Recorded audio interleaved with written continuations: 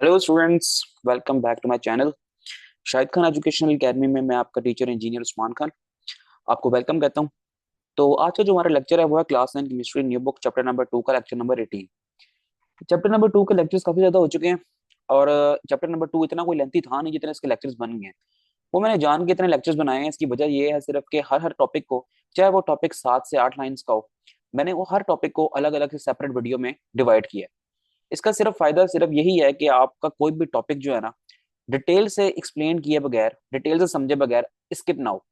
तो मैंने हर लेक्चर की, हर छोटे से छोटे टॉपिक की अलग वीडियो बनाई है ताकि आप उसको अच्छे से समझ सकें। तो लेक्चर ज्यादा हो जाए कोई बड़ी बात नहीं है, वीडियो छोटी छोटी हैं, तो आपने जाके उसको देख लें। मैं चैनल के डिस्क्रिप्शन में और इस वीडियो के एंड में ना आपको प्लेलिस्ट का लिंक दे दूंगा, जहां पर जाके आप क्लास 9 केमिस्ट्री न्यू बुक के डिटेल से सारे लेक्चर्स देख सकते हैं, फुल बुक के। तो आज का जो हमारा लेक्चर है वो है एक्सरसाइज के जो इन्वेस्टिगेटिव क्वेश्चंस हैं वो।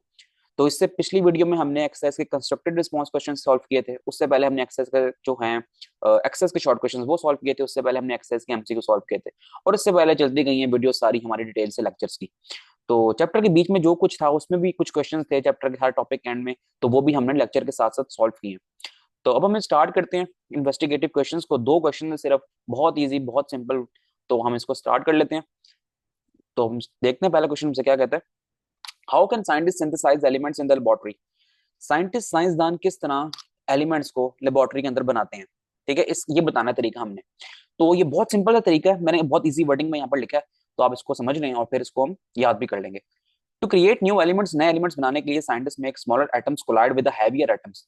तो साइंसदान करते क्या है कि जो स्मॉलर एटम्स होते हैं, स्मॉलर एटम्स से मतलब क्या है, ऐसे एटम्स जिनका एटॉमिक नंबर या एटॉमिक मास कम हो। ठीक है, कोलाइड्स, कोलाइड्स मीन टकराना, टकराते हैं विद द हैवियर एटम्स, बड़े एटम्स के साथ। बड़े एटम्स कौन से हो सकते हैं, जिनका एटॉमिक नंबर, एटॉमिक मास ज्यादा हो। ओके, एट हाई स्पीड, और इनका टकराने की जो स्पीड है वो बहुत ज्यादा होती है। देखिए, एक बड़ा एटम है, ये एक छोटा एटम है, ये टकराएगा इससे बहुत ज्यादा स्पीड के साथ। ठीक है, तो इसको हम कहते हैं collide. If they fuse, fuse का मतलब होता है कि अगर तो ये जुड़ गए, ये एटम इसके ऊपर जाके जुड़ गया, तो फिर क्या होगा, a new heavier element forms, तो एक नया, एक बड़ा एलिमेंट बन जाएगा। ठीक है, ये भी एटम था, ठीक है, ये भी एटम था, लेकिन जब ये एटम इसके साथ जाके टकराया विथ वेरी हाई स्पीड, और फिर जाके इसके अंदर फ्यूज हो गया, यानी कि जाके इसके अंदर जुड़ गया, तो फिर क्या बनेगा, इसका रिजल्ट क्या होगा, हैवियर एलिमेंट। ठीक है, एक नया हैवी एलिमेंट बनेगा। ओके, अब इस प्रोसेस को हम कहते हैं न्यूक्लियर फ्यूजन। न्यूक्लियर फ्यूजन कहां से निकला लफ्ज, न्यूक्लियर का मतलब होता है, न्यूक्लियर लफ्ज निकला है न्यूक्लियस से, और आपको पता है कि एटम के सेंटर में क्या होता है, न्यूक्लियस होता है। फ्यूजन कहते हैं जुड़ने को, तो न्यूक्लियर फ्यूजन इस प्रोसेस को हम कहते हैं, या फिर इसका एक और नाम है पार्टिकल बम्बार्डमेंट। तो पार्टिकल बम्बार्डमेंट तो हमने देख ली, ये जो कोलाइड हो रहा है, इससे टकरा रहा है, टकराने को क्या कहेंगे हम, बम्बार्डमेंट कहेंगे। तो उसको पार्टिकल बम्बार्डमेंट भी बता देते हैं। तो particle is a general term, particle एक जनरल टर्म है जिसको हम एटम के केस में, मॉलिक्यूल के केस में हम इसको इस्तेमाल कर सकते हैं। It is done in particle accelerator, और ये तमाम प्रोसेस होता कहां पर है, एक डिवाइस है, ठीक है, एक अपरेटस है जिसका नाम है पार्टिकल एक्सीलरेटर्स। तो उम्मीद करता हूँ ये आप क्वेश्चन आपको समझ आ गया होगा, बहुत सिंपल, बहुत इजी है। तो हम चलते हैं फिर नेक्स्ट क्वेश्चन की तरफ। A system just like our solar system, एक सिस्टम है जो कि बिल्कुल मिलता जुलता है हमारे सोलर सिस्टम से, एग्जिस्ट इन एन एटम। और ये सिस्टम कहाँ होता है, एटम के अंदर होता है। अच्छा, अब ये होता है कि नहीं होता, इसके बारे में भी हम देखेंगे इस क्वेश्चन में, कि वाकई ऐसा होता है या ऐसा नहीं होता। अब सोलर सिस्टम को जैसे आपको पता है कि सेंट्रल पार्टिकल है एक सन, और सन के इर्द गिर्द डिफरेंट प्लैनेट्स रिवॉल्व कर रहे हैं, जैसे कि हमारी अर्थ भी होगी, मार्स, जुपिटर, वीनस, ये सारे प्लैनेट्स हैं जो कि सन के इर्द गिर्द रिवॉल्व कर रहे हैं। तो एक हो गया सोलर सिस्टम। तो क्या एटम भी ऐसा होता है कि एटम, हमने जो बेसिक स्ट्रक्चर पढ़ा था बोहर का, उसमें तो यही तो कहा था उसने, ये सेंट्रल पार्टिकल जिसको हम न्यूक्लियस कह रहे हैं, वो होता है क्या, सन, सन की तरह है वो। और जो रिवॉल्व कर रहे हैं यहाँ पर, ये रिवॉल्व कर रहे हैं प्लैनेट्स, और ये प्लैनेट्स क्या हैं, ये हैं इलेक्ट्रॉन्स। तो क्या इस तरह वाकई होता है कि नहीं होता, अभी हम इस पर डिस्कस करते हैं। तो आंसर देखते हैं, this statement is partially correct but not entirely true. तो ये जो बात हमने की है ना, ये कुछ पार्शियली मीन्स कुछ हद तक ठीक भी है, लेकिन ओवरऑल जो है ना, इसको हम सही नहीं कह सकते। अच्छा, इसकी वजह क्या है, सिमिलैरिटीज में पढ़ेंगे ऐसा क्यों है, और डिफरेंस में पढ़ेंगे कि हम ऐसा कह क्यों नहीं सकते। सिमिलैरिटीज की तरफ आते हैं।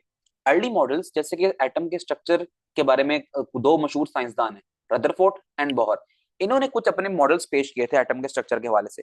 इन्होंने कहा था कि atom is like a mini solar system. तो एटम एक सोलर सिस्टम की तरह का ही एक छोटा वर्जन है सोलर सिस्टम का। तो रदरफोर्ड ने क्या कहा था, बोर ने क्या कहा था, इसके इसके लिए इस पे जो मैंने ना एक डिटेल से एक अलग लेक्चर बनाया हुआ है। तो आपके ऊपर टॉप राइट कॉर्नर पे ना आई बटन में उसका लिंक शो हो रहा होगा, तो आप वीडियो एक बार जाके देख सकते हैं। तो मैंने डिटेल से बताया हुआ रदरफोर्ड मॉडल क्या था और बोर मॉडल क्या था। बहरहाल अब हम आगे चलते हैं आंसर की तरफ।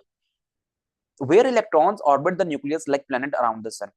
तो वो कहता है कि जो न्यूक्लियस है ना, रदरफोर्ड और बोहर जो है ना, उन्होंने कहा था कि न्यूक्लियस एक सेंट्रल पार्टिकल है जिसको हम कंपेयर कर सकते हैं सन के साथ, सूरज के साथ। और जो इलेक्ट्रॉन्स जो घूम रहे हैं इर्द गिर्द इसके, उसको हम कंपेयर कर सकते हैं प्लैनेट्स के साथ, जैसे कि हमारी अर्थ है। ओके, अब डिफरेंस में हम पढ़ेंगे कि इन्होंने तो अर्ली मॉडल्स में ये बात कर दी थी, लेकिन आने वाले साइंसदानों ने फिर इसके बारे में क्या कहा है। मॉडर्न साइंस में क्या आती है, क्वांटम मैकेनिक्स आती है। तो क्वांटम मैकेनिक्स एक ब्रांच ऑफ फिजिक्स है जो कि हमें ये बताती है कि सब अटोमिक पार्टिकल्स में ना एटम और सब अटोमिक पार्टिकल्स किस तरह बिहेव करते हैं। ओके, क्वांटम मैकेनिक्स में हमें ये पता लगा, shows that the electron do not follow fixed orbit. तो इन्होंने हमें फिर, मॉडर्न साइंस ने हमें ये बताया कि जो इलेक्ट्रॉन्स हैं वो एक मखसूस ऑर्बिट ऑर्बिट की फॉर्म में रिवॉल्व नहीं करते जिस तरह के दूसरे प्लैनेट्स रिवॉल्व कर रहे हैं सन के इर्द गिर्द। ऐसा नहीं होता। Instead they exist in electron cloud orbitals.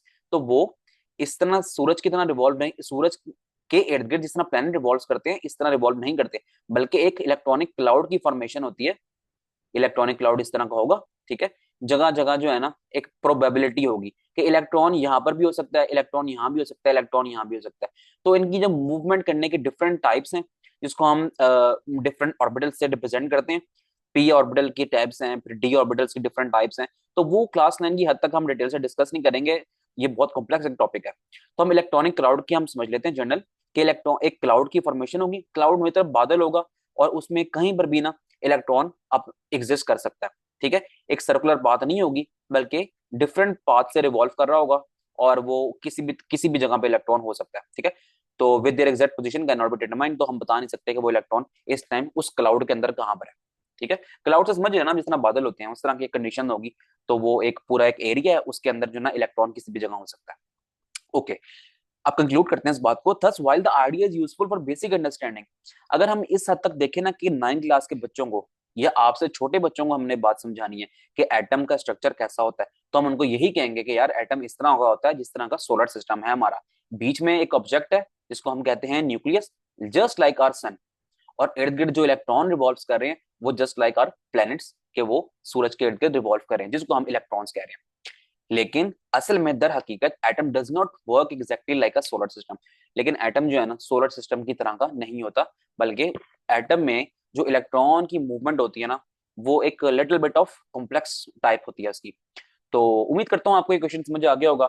अब इस वीडियो के एंड पे ना आपको कुछ वीडियो शो हो रही होंगी, जिससे हम क्लास 9 केमिस्ट्री चैप्टर नंबर 2 की जो डिटेल से जितने भी हमने एक्सेल के शॉर्ट क्वेश्चन सॉल्व किए थे उसका एक लिंक होगा। इसी तरह इन्वेस्टिगेटिव क्वेश्चंस का होगा जो कि हम ये पढ़ रहे हैं, और इसके अलावा कंस्ट्रक्टेड रिस्पॉन्स क्वेश्चन का होगा, एमसीक्यूज का होगा। एक पूरी प्लेलिस्ट भी आपको शो हो रही होगी, वहां पर आप ना क्लास 9 केमिस्ट्री न्यू बुक के डिटेल से लेक्चर भी देख सकते हैं। वीडियो खत्म करते हैं, मिलते हैं फिर हम नेक्स्ट चैप्टर में। ओके जी, अल्लाह हाफिज।